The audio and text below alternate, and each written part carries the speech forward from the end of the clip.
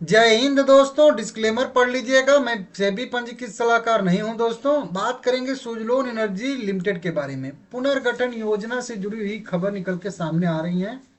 आप लोगों को कई बार बताया था अपनी वीडियो में, ठीक है ना। नवंबर की शुरुआती दिन में जैसे कि अभी ये दिसंबर का फर्स्ट वीक चल रहा है ना, उसी तरीके से नवंबर के पहले वीक में अगर आप लोगों ने देखा होगा तो ये जो है हाईलाइट न्यूज थी। उस समय मैं आप लोगों को कई बार बताया था पुनर्गठन योजना स्कीम ऑफ अरेंजमेंट, इस नाम से कई सारी न्यूज निकल के सामने आई थी, जो कि यहाँ पे लिखा गया है, ठीक है ना। अब उससे जुड़ी हुई न्यूज निकल के सामने आ रही है। एक चीज और आप लोगों को पता होना चाहिए, आपको एक ईमेल गया होगा सुजलोन एनर्जी लिमिटेड की तरफ से। आपको एक जो है ईमेल गया होगा, समझ रहे हो। अब इस ईमेल में इसी वोटिंग से रिलेटेड जो है अपडेट आए हैं। आप अगर इनके शेयर होल्डर होंगे तो जरूर गया होगा। मैं क्लियर बता दे रहा हूँ, मुझे भी आया है, ठीक है ना, ईमेल। तो मेरा थोड़ा सा ध्यान पड़ा कि हाँ, इस योजना के बारे में फिर से बात करने का टाइम आ चुका है, क्योंकि कल का डेट जो है वो इम्पोर्टेंट डेट होने वाला है, ठीक है ना।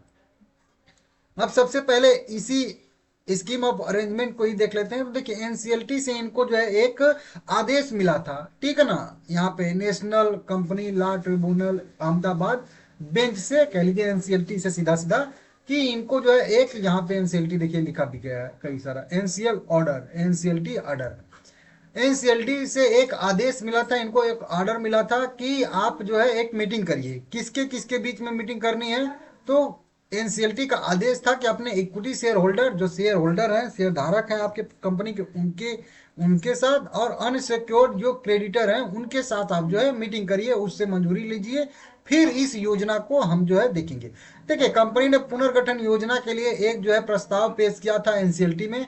एनसीएलटी ने उस प्रस्ताव को स्वीकार कर लिया और उसी प्रस्ताव को मंजूरी के लिए जो है कह लीजिए शेयर होल्डर से और अनसिक्योर जो क्रेडिटर है उनसे जो है परमिशन लेने के लिए वोटिंग करवा रही है, मतलब मीटिंग करवा रही है, ठीक है ना। इस अरेंजमेंट में क्या होने वाला है तो वो मैं आप लोगों को बता दूं। ये कई सारी इनकी नकारात्मक प्रतिधारित आय को विभिन्न आरक्षित निधियों के विरुद्ध जो है समायोजित करने का इनका जो है प्लान है।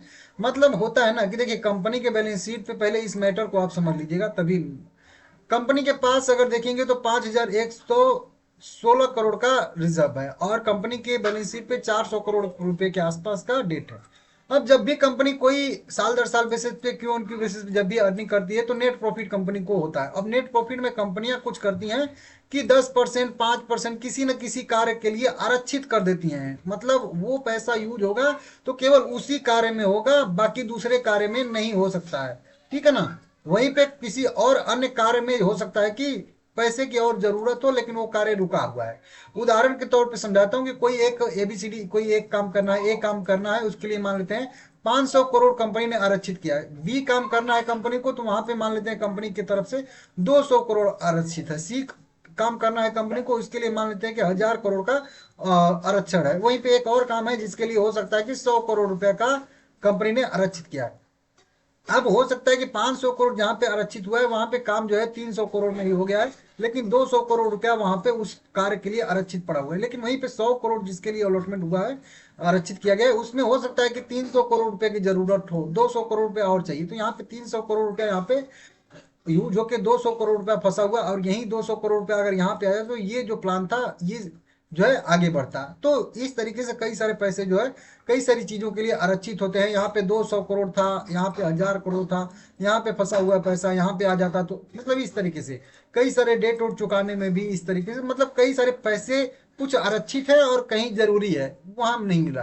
तो उसके लिए एक जो है कंपनी पुनर्गठन योजना ला रही है, सारे फंड को एक जगह पे रिजर्व में अपने जो है करने के लिए, ताकि सारे फंड का यूज जो है कंपनी अपने मन मर्जी के हिसाब से जहां पे भी चाहे जैसे चाहे वहां पे यूज कर सकती है। इस तरीके से एक प्रावधान के लिए पुनर्गठन योजना कंपनी लेके आई है, और यही चीज हो रहा है कुल मिला के। और ये चीज अगर होगा तो शायद आगे चल के कंपनी डिविडेंड बिल लाए, जो कई बार मैं डिस्कस किया हूं, और शायद आगे चल के बायबैक बिल आए। बायबैक क्यों? क्योंकि बहुत सारे इक्विटी शेयर कंपनी ने इशू किए हैं, बहुत ज्यादा इक्विटी शेयर इसका हो गया है, ठीक है ना। लगभग वही 13.5 करोड़ के आसपास इक्विटी शेयर हो गए हैं इस कंपनी के पास। तो बायबैक करेगी तो इक्विटी शेयर थोड़ा सा घटेंगे, शेयर कैपिटल थोड़ा सा घटेगा, तो ये चीज है। और खास करके डिविडेंड पे ज्यादा व्यू है कि ये पुनर्गठन योजना होने के बाद डिविडेंड शायद कंपनी दे। ठीक है ना, ये मैटर हो गया कुल मिला के। अब इसमें क्या है तो देखिए, सबसे पहले जो शेयर होल्डर के साथ मीटिंग होने वाली है वो 12 दिसंबर 2025 को होने वाली है, मतलब फ्राइडे, इसी हफ्ता जो अगला आएगा हम लोगों का कल से, उस हफ्ते में फ्राइडे 12 दिसंबर को इनकी मतलब मीटिंग होने वाली है हम लोगों के साथ, शेयर होल्डर के साथ 10:30 पे AM पे, मतलब सुबह में मीटिंग होने वाली है।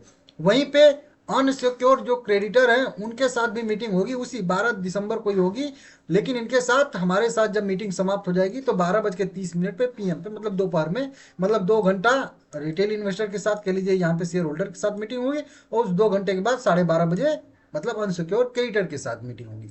उससे पहले, अब ये मीटिंग ध्यान दीजिएगा 12 दिसंबर को होगी, लेकिन उससे पहले ही कंपनी एक वोटिंग करा रही है, देखिए remote voting start on date and time. यहाँ पे 9 दिसंबर से देखिए वोटिंग होगी, मीटिंग होगी 12 तारीख को, लेकिन 9 दिसंबर से ही सुबह 9 बजे से लेके 11 दिसंबर 2025 शाम 5 बजे तक, मतलब 9 से लेके 11, मतलब 9 और 10 और 11, ये 3 दिन वोटिंग होने वाली है। इस वोटिंग में क्या होगा, यही जो पुनर्गठन का प्रस्ताव है उस पर वोटिंग होगी। अगर आप पुनर्गठन के प्रस्ताव के पक्ष में हो तो आप पक्ष में वोट करोगे, अगर आप विपक्ष में हो, अगर नहीं चाहते हो कि कंपनी ये पुनर्गठन करे, तो आप जो है इसके जो है अगेंस्ट में वोट करोगे। ये दो चीज आपको करना है। किसको करना है, जो इनके शेयर होल्डर हैं, शेयर होल्डर हैं तो आप 1 साल 2 साल से होल्ड करके चल रहे हो, उससे मतलब नहीं है।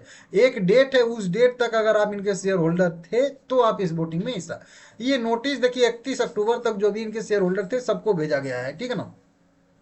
बाकी 5 दिसंबर 2025, जी हाँ, मतलब 5 दिसंबर जो ये अभी शुक्रवार बीता है, उसके पहले मतलब 4 दिसंबर तक अगर आप इनके शेयर होल्डर थे, खरीद के शेयर होल्डर किए थे आप लोग 4 दिसंबर तक, तो 5 दिसंबर को आपका नाम जो है शेयर होल्डर की लिस्ट में आया होगा, तो फिर आप एलिजिबल हो। मतलब कुल मिला के 4 दिसंबर या उससे पहले खरीद के 4 दिसंबर तक आप होल्ड किए हो शेयर को, तो आप इस वोटिंग में भाग ले सकते हो, ठीक है ना।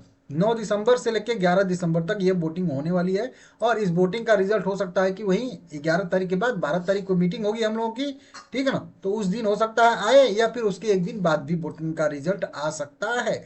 इस वोटिंग में उसी चीज पे बात होगी शेयर धारक से, मतलब वही कह लीजिए कि सवाल जवाब भी हो सकता है, ठीक है ना, होगा, तो उसका भी आउटकम आएगा तो मैं आप लोग बताऊँ, मतलब कल से लेके, हालांकि कल नहीं, कल तो 8 तारीख है, 9 तारीख, परसों से, ट्यूसडे से वोटिंग होने वाली है। तो आप लोग अगर वोटिंग देना चाहते हैं तो जाके वोटिंग कर लीजिएगा। तो 9 से लेके जो है अब 12 तारीख तक इसमें जो है अपडेट आते रहेंगे, क्योंकि ये जो रहेगा पीरियड मीटिंग वाला है, ठीक है ना, देख लीजिएगा।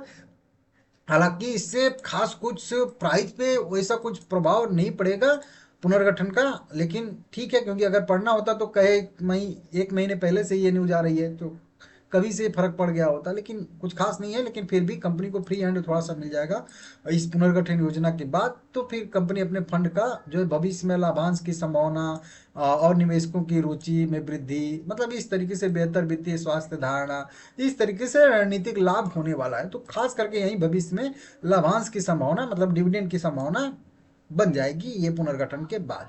तो हो सकता है कि ये फाइनेंशियल ईयर जब समाप्त होगा मार्च में, तो हो सकता है अप्रैल या मई में कंपनी जो है डिविडेंड दे, क्योंकि कंपनी ने 2000 ये जो 25 चल रहा इसी के मई में डिविडेंड देने के लिए जो है अपना अनाउंसमेंट किया था, लेकिन नहीं है। तो हो सकता है कि 2026 के मई में कंपनी डिविडेंड दे, फाइनेंशियल ईयर समाप्त होगा ये वाला, तो ठीक है ना। देखते हैं क्या होता है क्या नहीं होता है, लेकिन वही डेट आप लोग नोट करके रख लीजिएगा। शेयर तो लगभग अपने लोएस्ट लेवल पे ही ट्रेड करता हुआ दिख रहा है, जो कि मैं आप लोगों को कई बार बताया भी हूँ, ठीक है ना। 51-52 रुपये के रेजिस्टेंस लेवल पे वही है, सपोर्ट लेवल कहिए, रेजिस्टेंस लेवल कहिए, जो भी कह लीजिए, ट्रेड करा है। नीचे ब्रेक होगा तो फिर और गिरावट की संभावना बढ़ेगी और दबाव बढ़ेगा। अगर यहाँ से रिकवरी करता है धीरे धीरे तो यहाँ से एक रिकवरी की संभावना फिर से 62 रुपये तक आ सकती है, ऐसी संभावना यहाँ पे है। लेकिन ठीक है, जरूरी कुछ भी नहीं है। देख लीजिएगा, लाइक करिएगा जरूर इस वीडियो को, ठीक है ना।